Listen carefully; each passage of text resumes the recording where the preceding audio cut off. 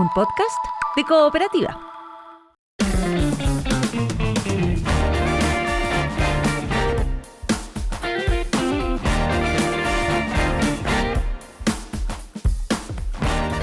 Le decía recién, vamos a conversar sobre una historia apasionante, el primer exorcismo documentado que hay en Chile.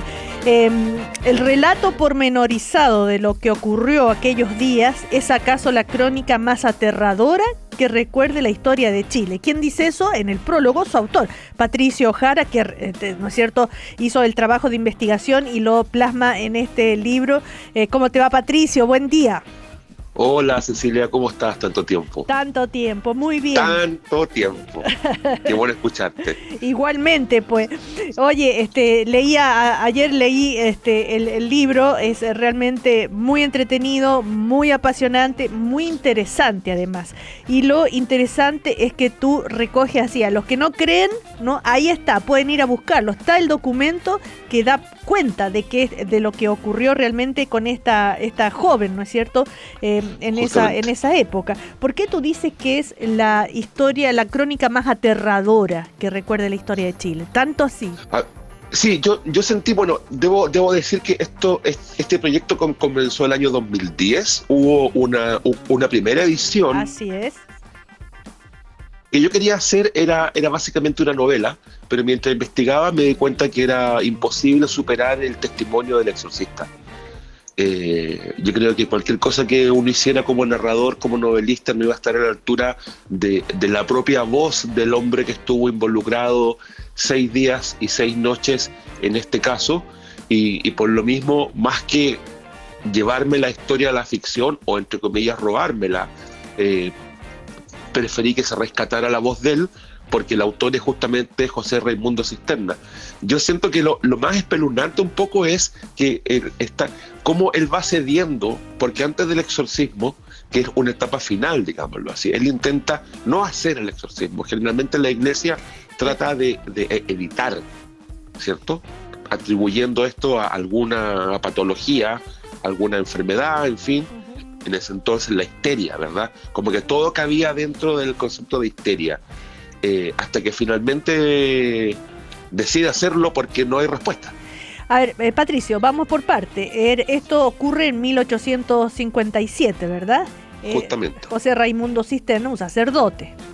Uh-huh. La joven Carmen Marín. Después sí, pasó 18 años. 18 años. Y lo que tú describes y lo que describe el documento, ¿no es cierto?, son todas estas transformaciones, las voces, las contorsiones de su cuerpo. O sea, el diablo se había apoderado de ella entonces. Claro, pero el cura quería estar seguro. Sí, entonces van todos los médicos. Entonces convoca a una serie de médicos, de hecho están los informes que se incluyen dentro del relato, y que finalmente el trabajo mío fue organizar mejor la historia de una manera más narrativa, digamos. Y en estos 6 días Raimundo Cisterna convoca a diferentes médicos y pide informes, y esos informes están en el relato que se publica, ¿verdad?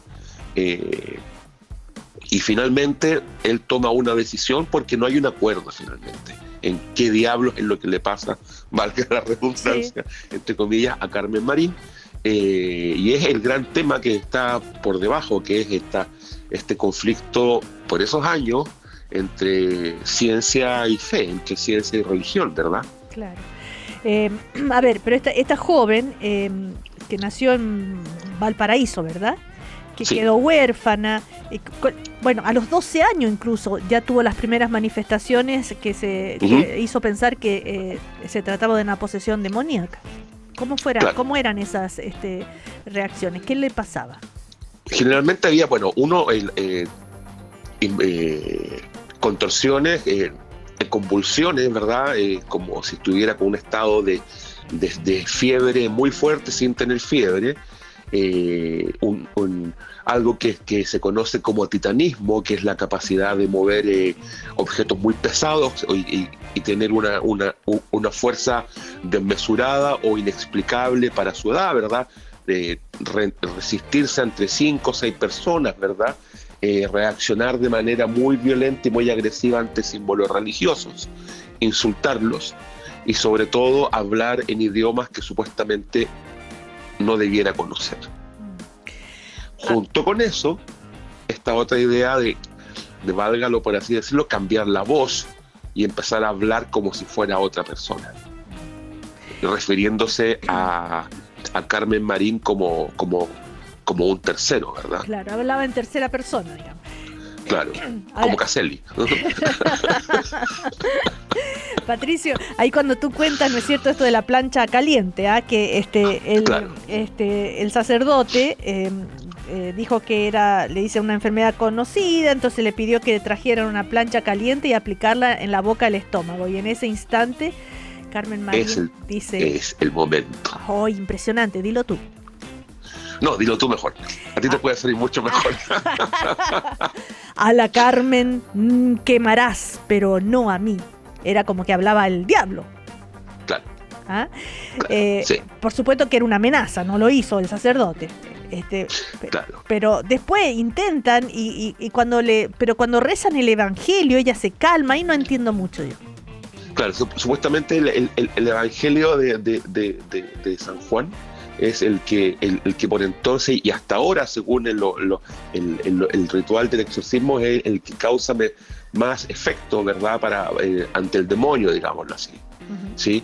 Hay todo un cruce que tiene que ver, no sé si desde el folclore con la noche de San Juan, en fin, pero está esta idea que de algún modo con la personalidad, ¿cierto?, del apóstol Juan, ¿verdad?, el demonio reacciona, o el demonio del momento, porque la creencia también es que no existe un solo demonio, porque hay una parte dentro del relato, como tú leíste, que le preguntan ¿cómo te llamas? Sí. ¿Sí? Y eso evidencia para quienes creen, insisto, como tú bien dices, para quienes creen que hay una casta de demonios, ¿cierto?, que no es solo el diablo, Satanás, que nosotros conocemos como una figura icónica, ¿verdad? Sí, sino que también hay otros ángeles caídos que, según este relato y según... Patricio, pueden... ahí está. ¿Sí? Se interrumpió un poquito, hubo un corte ahí. Según este relato, ¿sí? Sí. Sigue nomás. ¿Aló? ¿Perdón? Sí, te escuchamos. Sí, claro, no, te estaba diciendo que estaba este tema que puede ser más de un demonio, ¿verdad? Y que cada demonio tiene un nombre según este credo, ¿verdad? Yeah. A propósito de los diálogos, claro. Recordemos que la endemoniada de Santiago, antes que se me olvide, se hizo una teleserie a propósito, justamente, ¿no? ¿Cómo se llamaba la teleserie? La Poseída. La Poseída, eso es. Claro. Ahora, lo que pasó con este libro, y es importante decirlo, esta edición se publicó el año 2010. De hecho, tuvo muy buena circulación, pero por esos asuntos editoriales que uno no conoce o bien no entiende mucho, el libro se acabó, se agotó, empezó a circular en fotocopias, lo vendían en sitios de internet a un precio muy caro, y después de 15 años finalmente la editorial, otra editorial, tomó la decisión de publicarlo, en este caso Alfaguara, ¿sí? Claro, es una reedición, pero completada y con el documento que tú dices. Sí, por los supuesto. Que no quieran, ahí está el documento. Los que no quieran creer o que no crean, ¿dónde está el documento? No te entendí, perdón. ¿Dónde está la prueba, el relato de este sacerdote?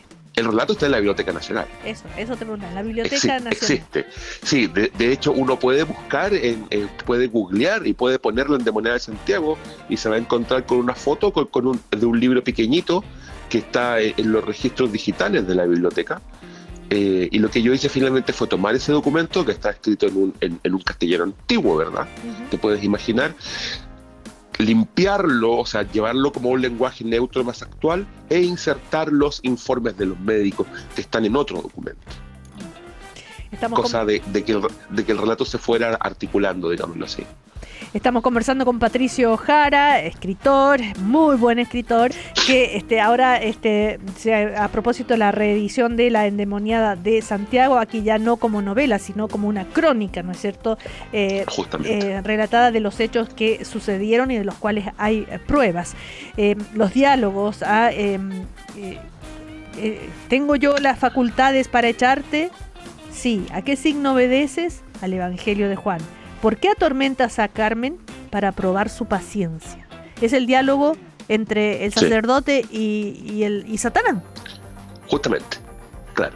Ahora, es increíble porque hay un tono dentro del relato que es muy, define muy bien, me parece, que detrás de un exorcista o detrás de un cura hay un hombre, ¿verdad? En este caso, José Raimundo Cisterna, que me parece un personaje súper atractivo, un personaje súper literario, tuvo una vida muy polémica, y creo que también es parte como para conocer cómo, ¿cierto?, se enfrentaban esta clase de temas desde dentro, porque pareciera ser que, claro, siempre la idea de como de una presencia diabólica, de un exorcismo, se ve desde fuera, como que estamos develando un misterio, ¿verdad? Como que estamos consiguiendo información clasificada o escuchamos rumores, pero lo que hay acá es la voz del tipo que hace la pega, digámoslo así. Ahora, habrás leído lo que, a propósito de exorcismo, esto que se ha dado a conocer, que según algunos no es verdad, otros que sí, sobre la futura ministra de la Mujer, que habría practicado un exorcismo, ¿no es cierto?, a una joven. ¿Lo leíste por ahí? Sí, es que es muy común, es muy común. Sí, yo he ido por trabajos periodísticos, he conocido los ritos, digamos, las tradiciones de iglesias que no son la católica, sesiones de sanamiento, de sanación, ¿verdad? Y he visto cosas, no tengo explicación.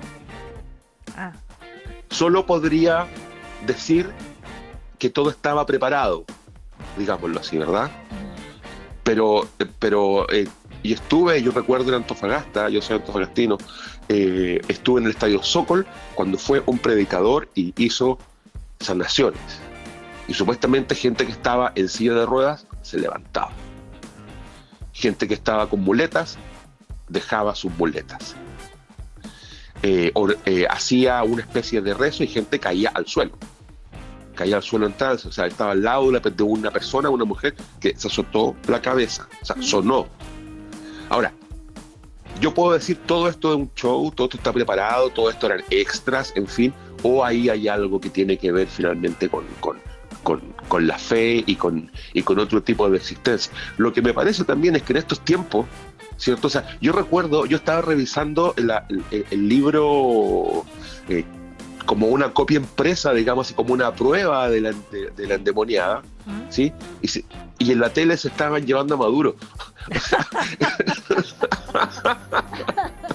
O sea, claro, si yo estaba con el libro, chequeando detalles, y tenía puesto el televisor y estaba todo el tema en Venezuela, ¿te fijas? O sea, pareciera ser que cada vez hay menos tiempo para detenerse en estas cosas, ¿cierto? Eso, claro. Sí, salvo cuando apagas la luz en la noche y te vas a dormir. No, pero ahí puede dar miedo, pues. Ahí te encuentras con lo que desconoces. Claro, ¿ah? Ahora, sí. Por último, para cerrar, ¿qué pasó con todos esos médicos que trataban de levantar, ¿no es cierto?, ciertos diagnósticos, pero que no tenían, finalmente se rinden ante la evidencia del sacerdote o no? Quien progresó más, digamos, con el tema de la psiquiatría y no soltó el caso, pese a que después de Carmen Marín no se supo más, fue de Carmona. Carmona se transformó en uno de los principales psiquiatras, ¿cierto? Y es como el padre de la psiquiatría chilena, Juan Manuel Carmona, ¿verdad? De los otros médicos, mira, hace poco yo recibí un mensaje de las personas que hacen el tour por el cementerio general de noche, que pasan por la tumba de uno de los médicos que hizo el exorcismo. ¿Que hizo o que fue testigo? Que fue testigo. Sí.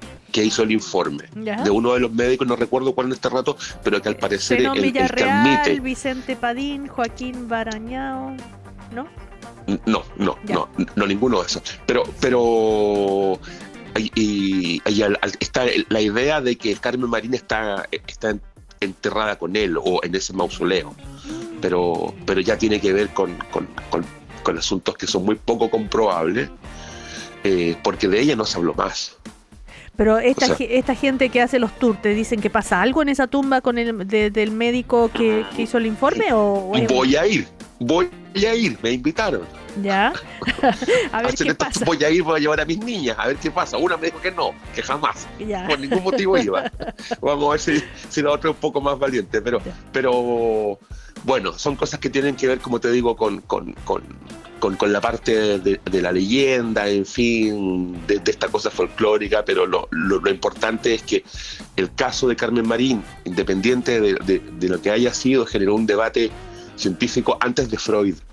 O sea, antes de que se instalara la idea de consciente, subconsciente, en fin, de que se definieran los patrones de la psiquiatría, por coincidencia o por suerte, aquí en Santiago de Chile se estaba discutiendo este tema. Me imagino además en esa época, el Chile de esa época. Bueno. Claro, era un Chile que estaba dividido absolutamente por el Mapocho, ¿verdad? Un Chile que recién, un Santiago también en este caso, un Santiago que recién se estaba iluminando con lámparas, ¿verdad? Era una ciudad muy... Bueno, eso lo describo también un poco en el prólogo, ¿verdad? Así es. Muy claro. Bueno, yo lo recomiendo, sobre todo ahora si están de vacaciones, es muy entretenido. La endemoniada de Santiago, Patricio Jara, muchísimas gracias por conversar con nosotros. Cecilia. Que ojalá la editorial no lo saque de circulación pronto, como te pasó con Bueno. Ya, gracias. Que te vaya bien, chao. Listo, un abrazo. Un abrazo, chao. Estás escuchando el podcast de Una Nueva Mañana, una presentación de cooperativapodcast.cl. Les adelantaba ya temprano que vamos a conversar con Roberto Nicolini, porque está ahí en el escenario del Teatro Mori con esta comedia que es un clásico del teatro contemporáneo, me refiero a Toc Toc. ¿Cómo te va, Roberto? Muy buenos días. Hola, Cecilia, buenos días. Muchas gracias por apoyarnos siempre. Muchas gracias, claro. Estamos dando los últimos toques porque volvemos este fin de semana al Teatro Mori Vitacura, que además tiene el encanto que tiene estacionamiento, tiene un parque para recorrerlo de noche, que son pocos los lugares con un parque para recorrer de noche, ¿no? Claro. Para caminar después del teatro, tirar las piernas, hay restaurantes. Sí. Es que yo creo que es tan lindo eso que la gente va segura y van muchas mujeres solas, vienen muchas mujeres solas al Mori Vitacura por ese tema de la seguridad, ¿no? Yeah. Está el teatro, está el parque al lado y si alguien quiere tirar las piernas antes o después de la función lo puede hacer. Oye, Roberto, a ver, vayamos con esto de Toc Toc. Tú has dicho que el humor siempre tiene una moraleja, un contenido de fondo. ¿Cuál sería ese contenido, esa moraleja en Toc Toc? La aceptación de los TOC de los otros y aceptarse uno mismo con estos TOC y aprender a manejarlos. Hay mucha gente como que dice, tengo un TOC y lo ve como algo limitante, ¿no? Y podría ser también una oportunidad de conocer al otro. En mi caso, que el personaje mío tiene una variante del Tourette, los padres en Chile, agrupados en la Asociación de Amigos del Tourette, me agradecen que hagamos la obra y la pongamos en escena porque mucha gente siente rechazo a las personas con Tourette y es un drama para los niños en enseñanza básica, luego que decirte en media porque se confunde con agresión, porque junto con las palabras de repente tienen movimientos involuntarios y luego en la universidad sigue siendo un problema tremendo. Me hablaba una chica que todavía no puede dar su examen para abogado por este tema porque es una condición que se puede controlar, sin duda, va medicamentada, pero también hay que aprender a aceptarlo y no tomarlo, si él tiene Tourette y dice un improperio, no tomarlo como algo personal, ¿no? Claro. O la gente que sufre, como en el caso de otros personajes, de calculitis, o la persona que se lava las manos cada instante, o el que anda ordenando. Si tienes una persona obsesiva con el orden, claro, bueno, mejor no criticar y aceptarlo. Que TOC es el trastorno obsesivo compulsivo, ¿ya? De eso estamos hablando. Ahora, está en una sala de espera, ahí de un psicólogo, hay 6 personas, ¿no es cierto?, con distintos TOC, claro, que se juntan ahí porque el psicólogo no está atrasado y no llega. Entonces empiezan a convivir entre ellos. Ese es el diálogo. Y hacernos terapia, y tratar de hacernos terapia entre nosotros. Entonces ocurren situaciones muy reconocibles por el público. Uno empieza a ver cómo empiezan los codazos, o se empieza a reír. Claro. El teatro por sectores, ¿no? Hay un momento especialmente con la persona que tiene el toque de verificación, que es la gente que cuando sales de la casa y dice dejé la luz prendida, claro. ¿No es cierto? Y te devuelve. Okay. Aunque sea un gesto mecánico, tú te vas a devolver siempre. Entonces, o te quedas pensando mientras vas camino a la pega, si que lo hiciste o no lo hiciste. Y llamas a la casa para verificar, ¿cierto? Sí. Habré dejado esto, diciendo que es una situación mecánica. Ahí te vas dando cuenta en unos textos, porque esto es una versión actualizada, no tiene que ver mucho con los textos anteriores de Toc Toc. Como compramos los derechos actuales de la obra actual, está muy ayornada, el tiempo ha ido marcando algunas novedades. Y el adaptador español, Julián Quintanilla, así lo ha puesto. Entonces, hay un texto ahí, por ejemplo, que dice que el toque de verificación tiene que ver con temas de infancia.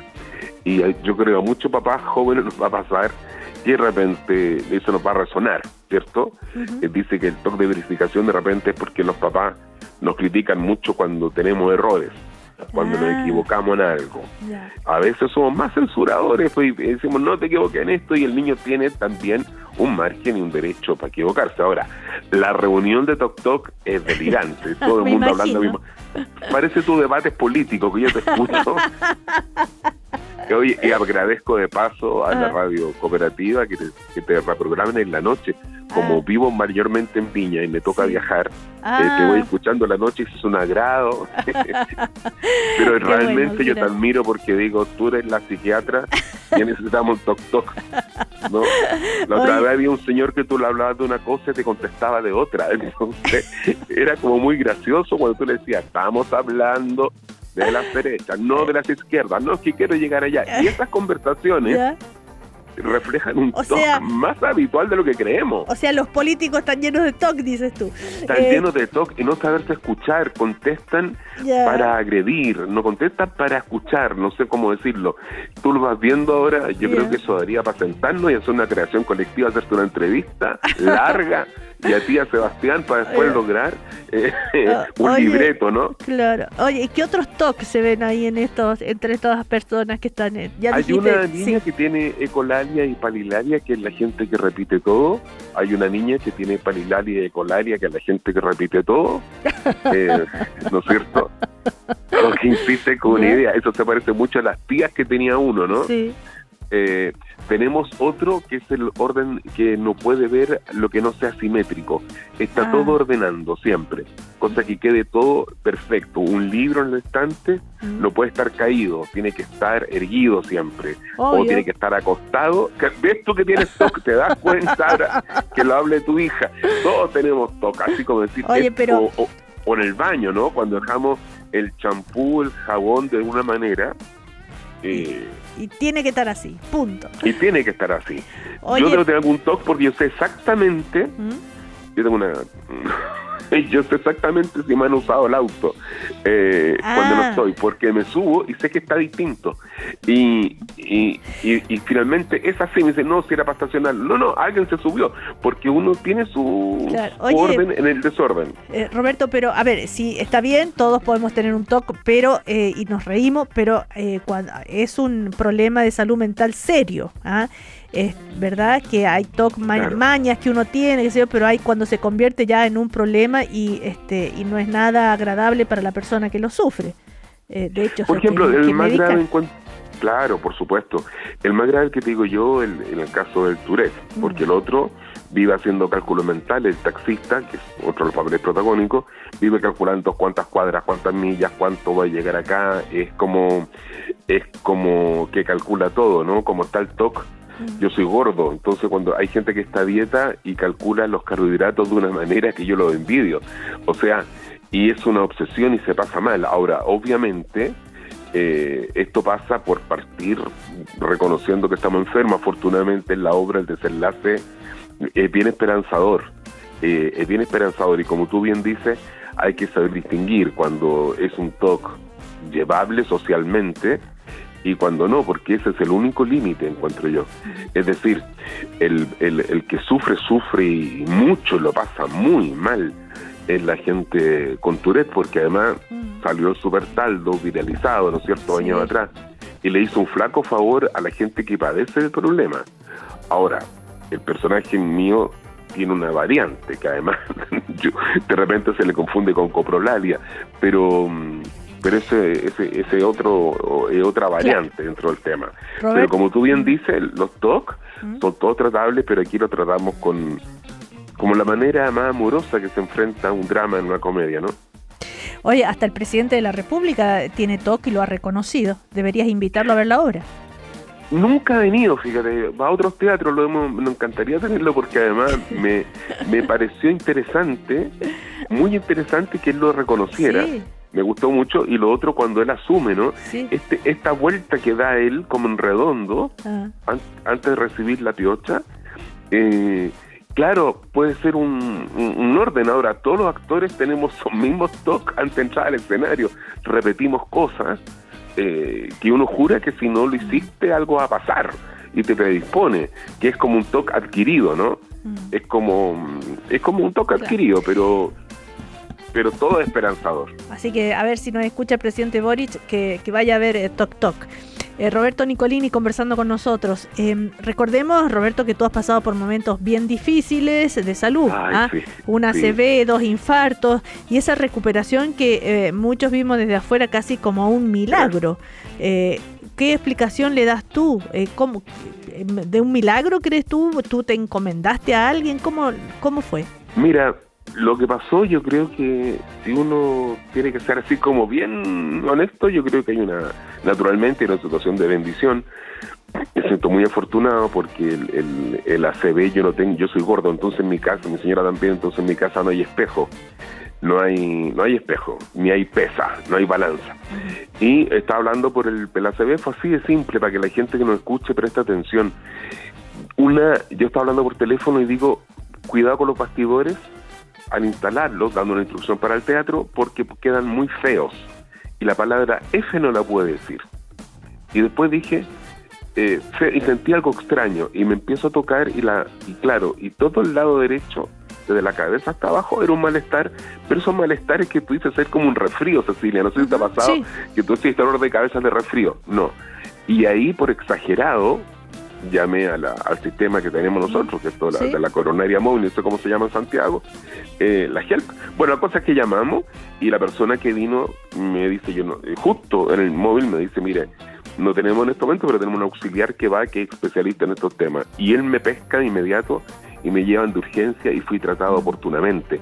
Lo otro que me gustaría decirte, que el primer infarto que tuve fue en septiembre. Yo estuve con mis hijos, me acuerdo haber peleado con la almohada por un dolor espantoso en la espalda, pero en la espalda, que tú menos lo asocias con el corazón, y me vine de Reñaca porque tenía función en las tablas, y cuando llego a preparar la función, ya me doblé en 2 de dolor, pero de espalda.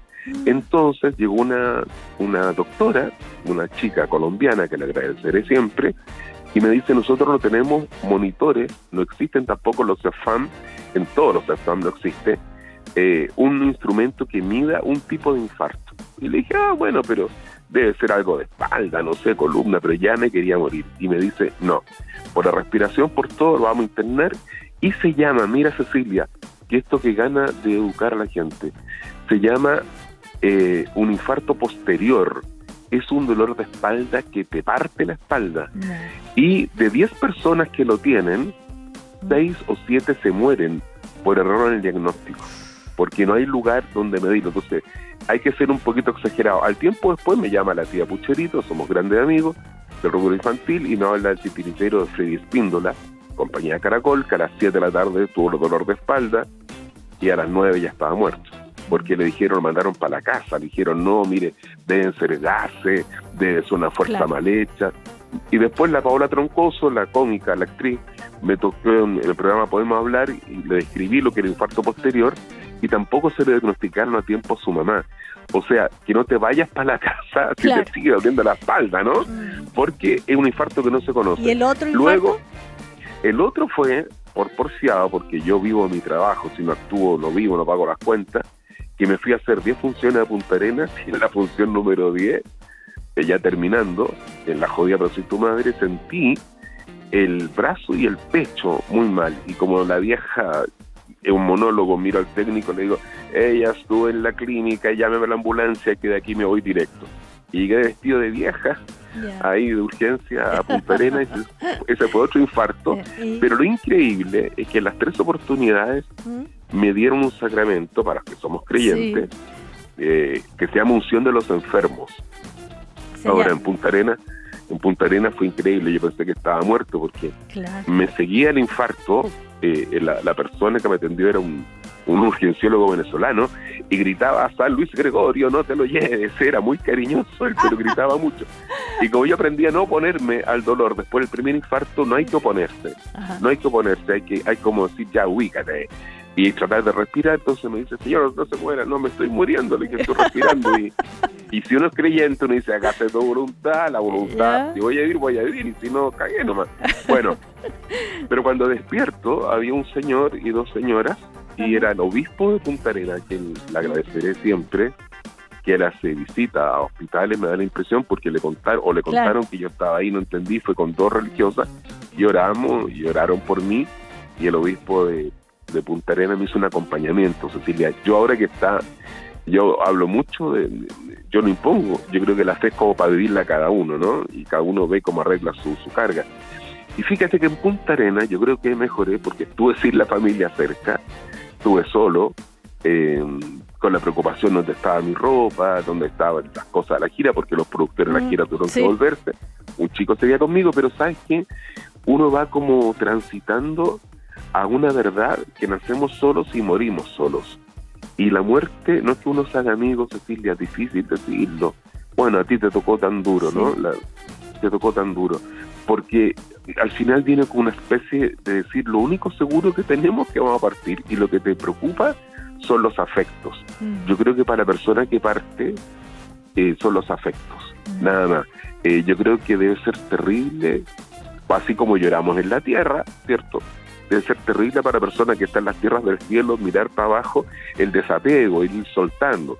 A esa vez lo único que hice fue tratar de hablar con mis hijos para decirle que nunca pensaran que papá no iba a estar, porque yo creo que hay un lazo indisoluble, que nunca diga, se perdió cumpleaños, se perdió esto, se perdió lo otro. No me pienso perder de nada cuando esté muerto, porque sí, las 3 veces, no sé si esto se podrá compartir, sentí mucha paz en los momentos más difíciles. Sí sé que volví, porque una enfermera me agarró a cachetazo en el primer infarto, fue notable como me pegó. Y decía, usted vuelve, y yo estaba feliz. ¿Dónde está? No me pregunté lo que es, porque es un estado de relajación, no sé cómo llamarlo. Y las máquinas sonaban y todo, eso me cuento cuando vuelvo. Pero la verdad es que esto hace, por ejemplo, cada vez que hago una función de teatro, ¿Sí? como si fuera la última, me entrego entero. Y si que tengo que decir algo, no me quedo nunca más callado. Por ejemplo, yo te he dicho en reiteradas oportunidades cuánto te admiro, porque después de muerto no me va a servir decírtelo, ¿cachai? Y decirte admiro tu bonomía, además, porque eres muy buena persona con tu entrevistado. Yo lo habría agarrado a patadas cuando te escuché el otro día en el foro. Y tienes un talento para vivir que es fantástico, con Sebastián en tan buena dupla. ¿Para qué quedarse callado, cachai? No, Okay. De todas maneras, siempre se dice que cuando uno vive esas experiencias límites y sigue en la vida, cambia su percepción, y que empieza a apreciar la vida, y que a vivir el instante, y que cambia su filosofía de vida. ¿Es tan así? Sí, mira, no, yo creo que lo que pasa es que de repente uno toma conciencia de la finitud, y eso de repente sí debo reconocer que me ha bajado un poco de melancolía, ¿no es cierto? Ahora, yo no sé si tú ubicas al Pancho Sasso, el vocalista del Grupo Congreso. Por supuesto. Bueno, es primo hermano mío, y nuestras mamás muy unidas. De hecho, nosotros, cuando éramos chicos, vivíamos en una misma casa patronal, de esas casas que quedaron en Quilpueno, que fuera nuestra. Entonces, era una casa repartida para los Sasso y para los Nicolini. Y su madre acaba de cumplir 98 años, y la fue a visitar a los Andes una tía mía que tiene 96, que está muy clever, muy activa, y la fue a ver a los Andes, y la tía, la mamá de Pancho, la queda mirando y le dice, mi hermana, pese a que le cuesta más comunicar, o sea, no, está más cansada. Sí. Y tú sabes que yo miraba eso a estas tías, decía, mire qué maravilla, Claro. Qué maravilla es la vida. Pero también es cierto, como tú bien dices, que más que en cambio de filosofía, es un cambio de actitud, ¿no?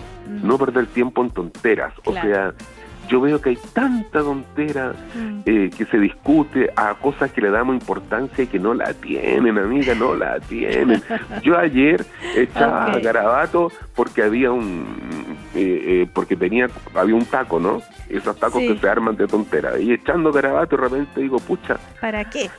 ¿para qué? Si pensáis lo que están pasando los amigos en el sur, Por supuesto. que tenemos que ser solidarios. Llevé mi colaboración en agua y todo, y tú decís de dónde vengo y estoy alegando. O sea, no jodamos la pita, ¿no? Bueno. Ahora, yo de donde echo de menos, y con esto cierro el tema, lo que más me ha llamado la atención y que se me remarca más después de estos episodios, es perder el sentido del bien común, ¿cierto? El bien común como país, el bien común como comunidad, como lo que vivimos, el bien común, yo creo que eso hay que recuperarlo y ojalá que nadie se infarte para darse cuenta. Bueno, Toc Toc con Roberto Nicolini, las funciones son hoy, mañana y el 31 de enero, viernes y sábado a las 20:30 horas en el Mori Vitacura. Claro, Todos... y las entradas están en Ticketmaster. Ya. Y no sé si que alcanzo a nombrar el elenco, nos pilló el tiempo. Nos pilló el tiempo, me están Nos acá pilló el haciendo tiempo. señas. Vienen las noticias, Roberto. Abracito, gracias. Gracias, Roberto Nicolini, que les Te vaya quiero mucho, súper gracias. bien. Chau, chau. Gracias, chao. Aquí termina el podcast de Una Nueva Mañana, cooperativapodcast.cl. Otra forma de escuchar Cooperativa.